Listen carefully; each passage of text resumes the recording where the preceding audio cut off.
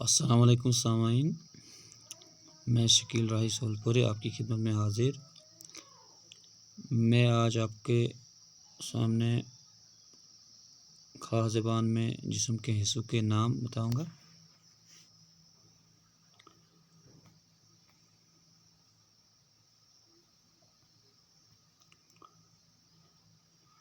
बुत, face,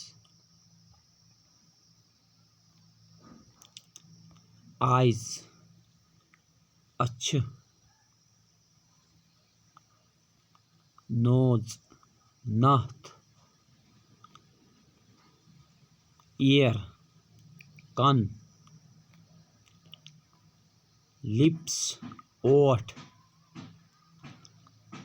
mouth, ऐश, teeth, दंत, टंग, ज़ीव, चीक, गल, चिन, चुइंग, हैंड, आहत, हेड, लट, हेयर, टोप, मस्त,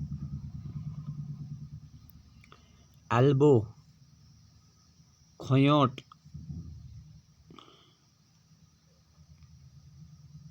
लेग, जंग, फुट, खुर,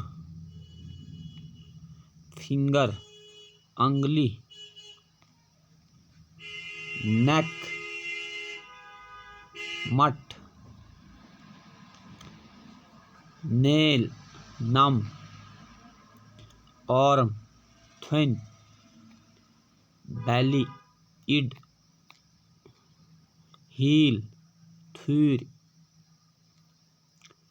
नी, कुट, शोल्डर, फुक। शुक्रिया।